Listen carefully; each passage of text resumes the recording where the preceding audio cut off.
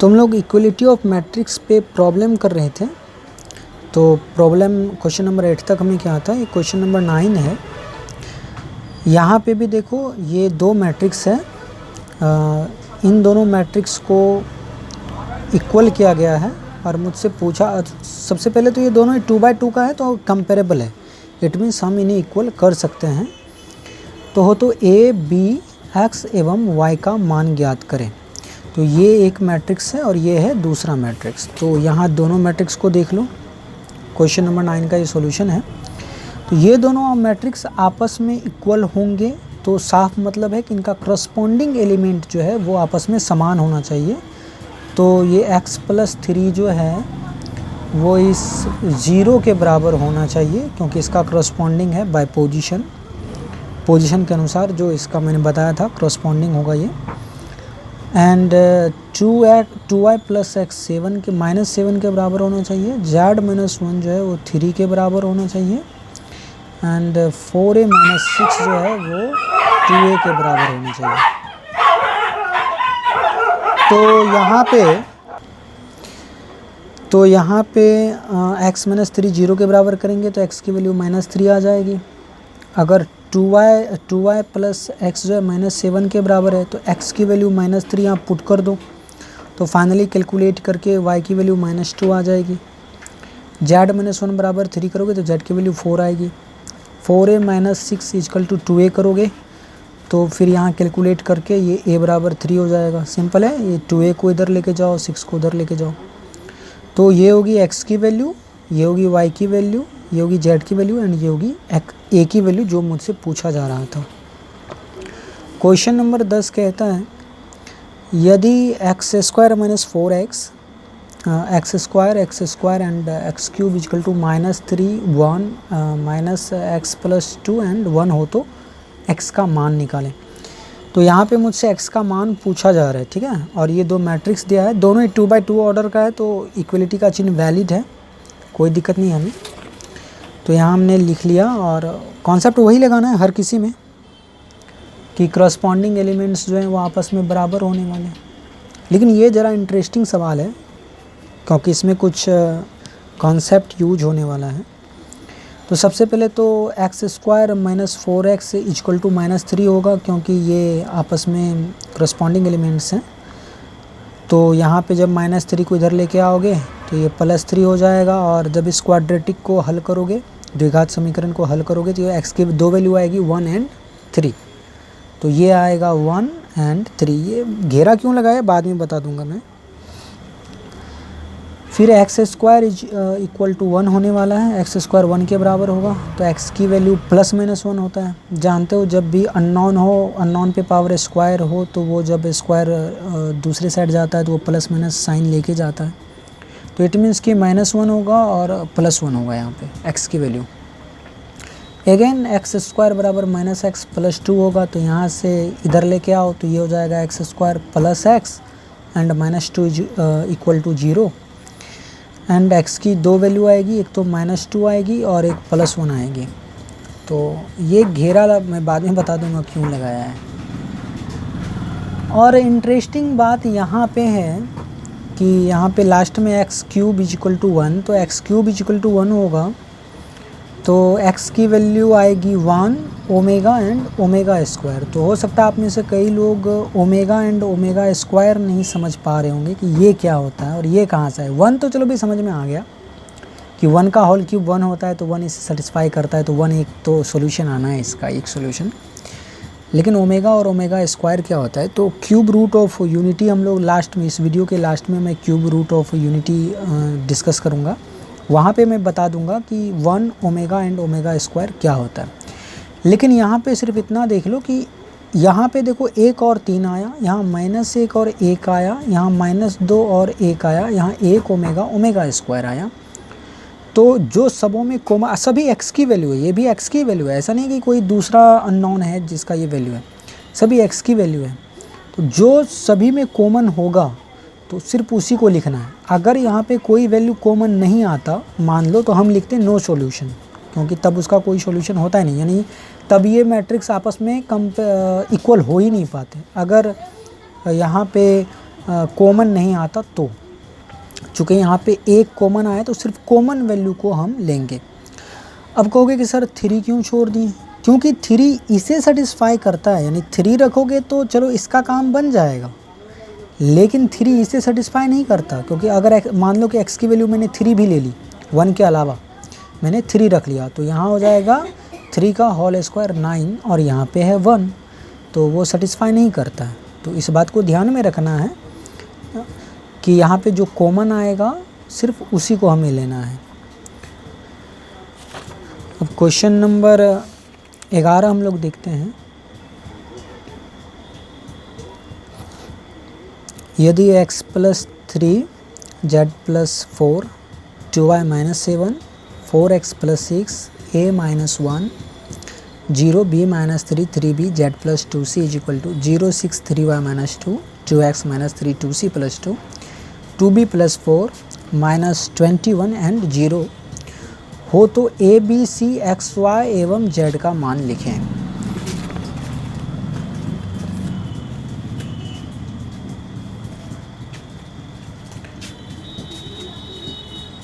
तो यहाँ पे मैंने दोनों ही मैट्रिक्स को लिख रखा है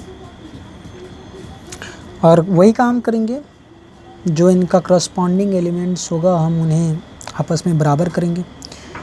तो x + 3 को 0 के बराबर कर दो, z + 4 को 6 के बराबर कर दो, बाद में इसे सॉल्यूशन करेंगे हम लोग, पहले बराबर कर लेते हैं। 2y - 7 को 3y - 2 के बराबर कर दो, 4x + 6 को 2x के बराबर कर दो, a - 1 को -3 के बराबर कर दो, 0 को 2c + 2 के बराबर कर दो, तो 2c + 2 = 0, b - 3 को 2b + 4 के बराबर कर दो, 3b को -21 के बराबर कर दो एंड z + 2c को 0 के बराबर कर दो। तो हमने बराबर कर लिया सभी करस्पॉन्डिंग एलिमेंट्स को। अब अननोन्स की वैल्यू निकालो, यानी कि वेरिएबल्स की वैल्यू निकालो। तो x की वैल्यू -3 यहाँ से हो जाएगा, z की वैल्यू यहाँ से 2 हो जाएगी एंड जब यहाँ y के लिए इसे सॉल्व करोगे तो -5 आएगा, x के लिए इसे सॉल्व करोगे -3, a के लिए सॉल्व करोगे -2, सिंपल है, 1 उधर भेजो तो +1 हो जाएगा, तो -3 + 1 -2 एंड c की वैल्यू यहाँ से -1 आएगी, b की वैल्यू यहाँ से -7 आएगी, फिर अगेन यहाँ से b की वैल्यू -7 आएगी। तो यहाँ पे भी अब कहोगे सर यहाँ से b की वैल्यू निकल गई तो यहाँ क्यों निकाला? जानबूझ के निकाला, क्योंकि यहाँ से जो b की वैल्यू आएगी वो इसे सेटिस्फाई करना चाहिए, ऐसा नहीं होगा इसे सेटिस्फाई नहीं करे, क्योंकि इसे नहीं करेगा तो फिर वो तो करस्पॉन्डिंग एलिमेंट बराबर हो नहीं पाएगा ना। तो चलो अच्छा हुआ जो दोनों यहाँ सेटिस्फाई कर गए। और यहाँ पे भी देख लो x की वैल्यू -3 और यहाँ से भी x की वैल्यू -3, यानी यहाँ पे भी x आपस में बराबर है, तो यहाँ पे भी टेंशन की बात नहीं है। अगर बराबर नहीं होता तो सोचना पड़ता, तब फिर इसमें गड़बड़ हो जाता। अब बात रही z + 2c बराबर 0 होना चाहिए, है ना, ये लास्ट वाला z + 2c बराबर 0। तो यहाँ पे वैल्यू तो हमें सभी का मिल गया, z का भी वैल्यू पता चल गया एंड c का भी वैल्यू पता चल गया, लेकिन फिर भी इसे चेक करो, यानी z की वैल्यू यहाँ रखो एंड c की वैल्यू यहाँ रखो और चेक करो क्या ये 0 आता है, क्योंकि अगर ये 0 नहीं आता मान लो तो फिर ये तो आपस में बराबर होता नहीं, तो प्रॉब्लम तो फिर से क्रिएट हो जाती है ना। करस्पॉन्डिंग एलिमेंट बराबर ना हो पाए तो वो मैट्रिक्स बराबर होगा कैसे? तो यहाँ पे 2 रखोगे एंड c की वैल्यू -1 रखोगे तो 2 एंड ये -2 0 हो जाएगा, तो चलो अच्छी खबर है ये। तो अब x की वैल्यू -3, y -5, z हो गया 2 आपका, यहाँ से z कहाँ गया, अच्छा यहाँ पे है, a की वैल्यू -2, b की वैल्यू -7 एंड c की वैल्यू -1, तो यही आपका सॉल्यूशन हो जाएगा।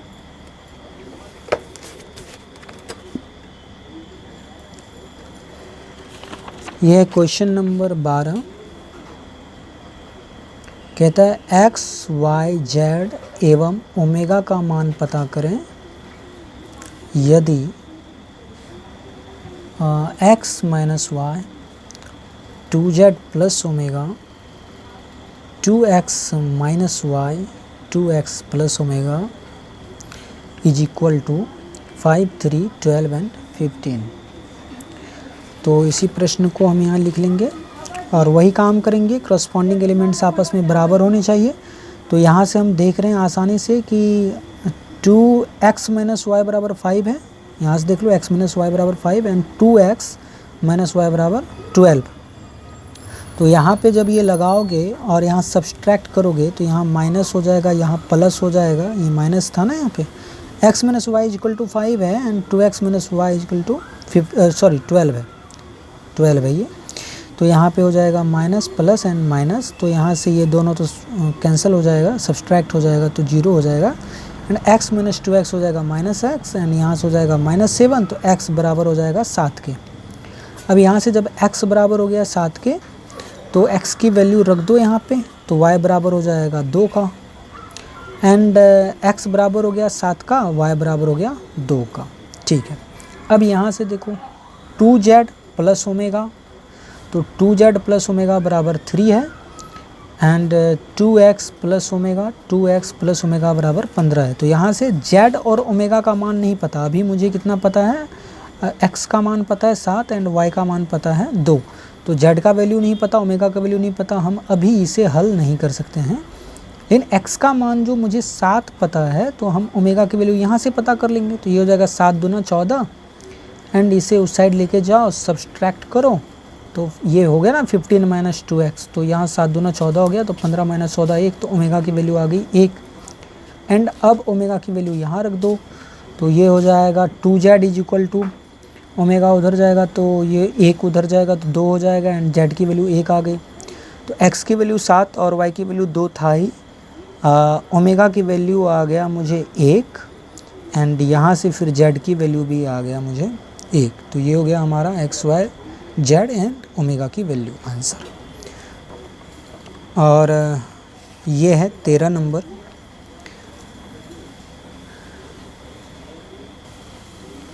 यदि a बराबर x plus y -2 6 minus y 4 एवं b बराबर 5 -2 3 एंड y हो तो x एवं y के किस मान के लिए a बराबर b।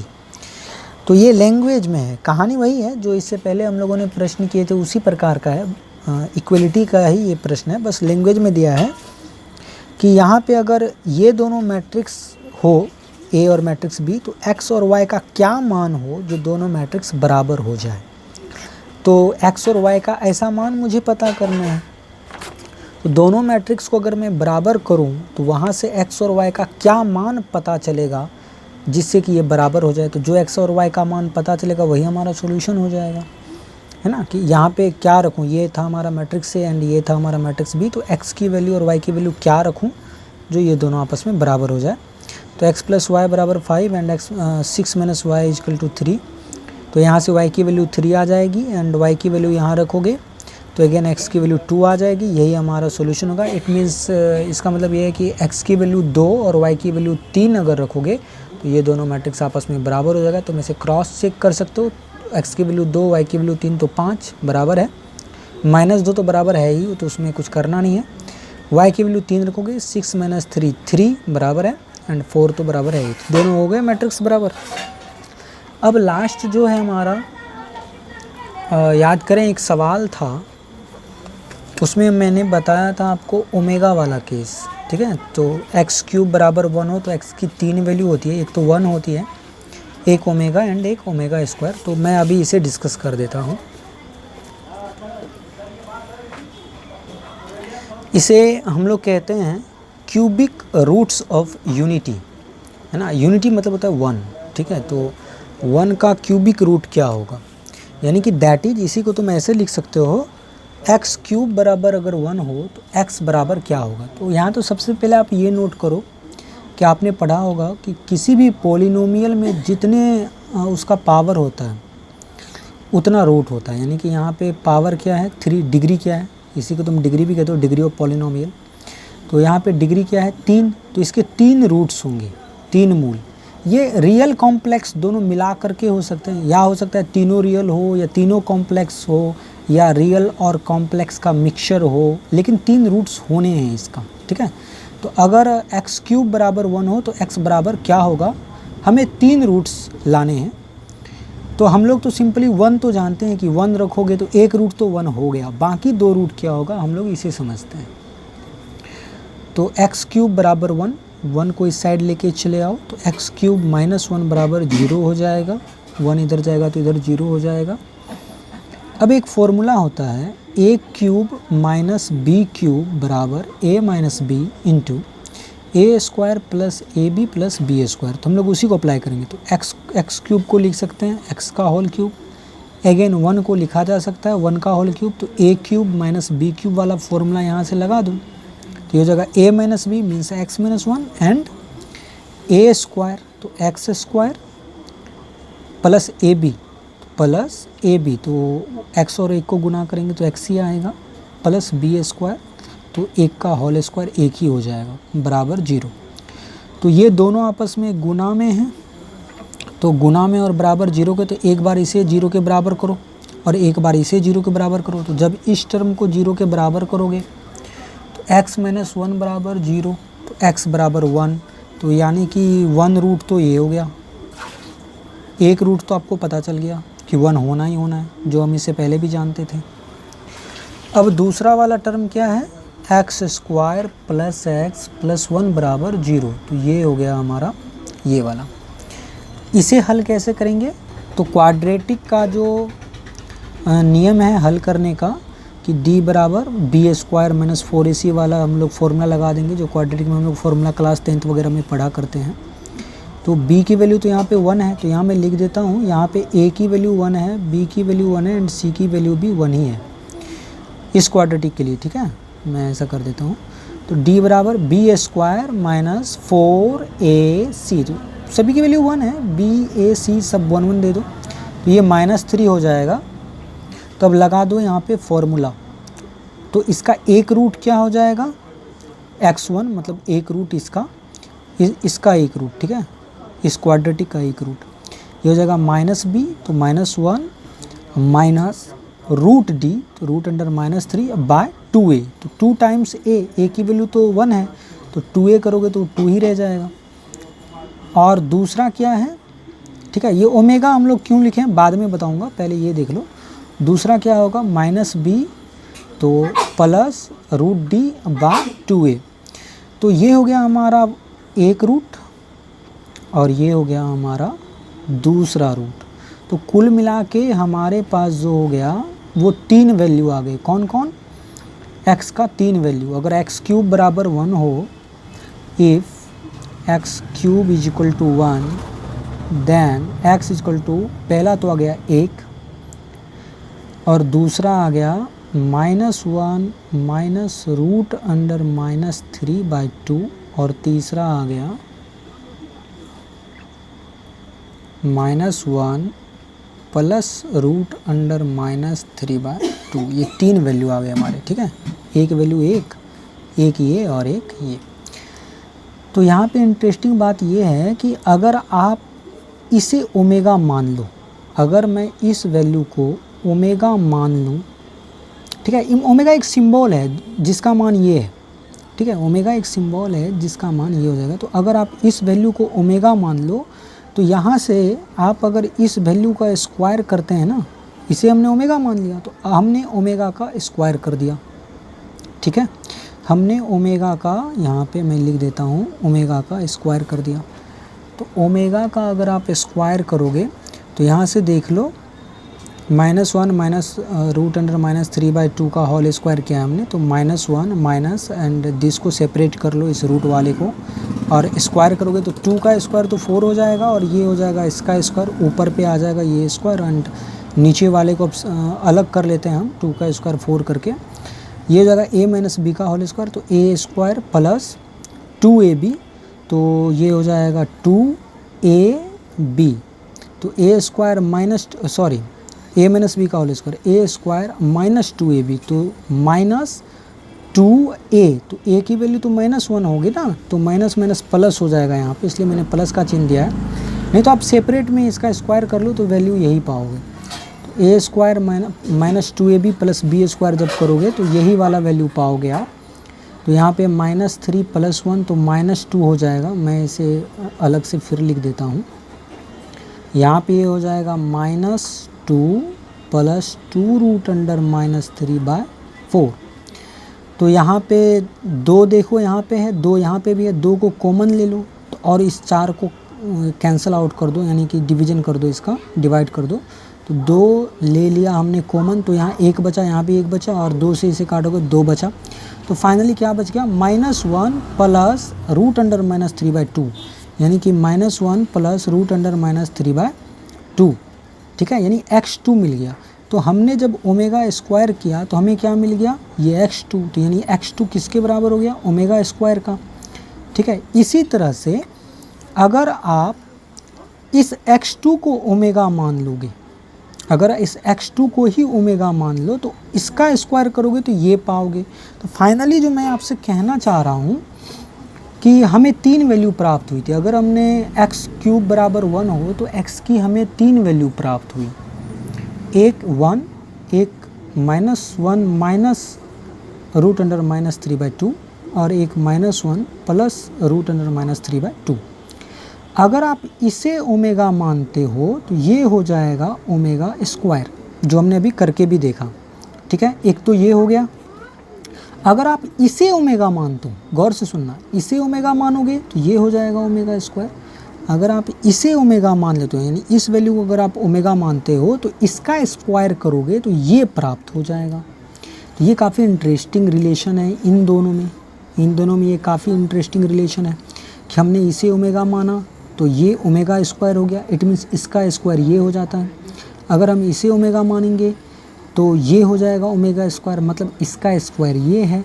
तो फाइनली हम किसी को भी ओमेगा माने दूसरा ओमेगा स्क्वायर होने वाला है, इतना बात तो पक्का है। किसी को भी तुम ओमेगा मान लो, दूसरा जो है दूसरा वैल्यू, अगर किसी भी एक को ओमेगा मानोगे तो दूसरा वैल्यू स्क्वायर होने वाला है, ओमेगा स्क्वायर होने वाला है। तो x का जो टोटल वैल्यू हो जाएगा हम कह सकते हैं 1 ओमेगा एंड ओमेगा स्क्वायर। अब चाहो तुम किसी को भी ओमेगा मान लो। तो यही चीज़ मैंने यहाँ पे लिखा है, इफ़ x इज दज x is equal to x³ is equal to 1 हो तो this implies that as x is equal to 1 omega and omega square. Okay, तो यही होता है क्यूबिक रूट्स ऑफ यूनिटी।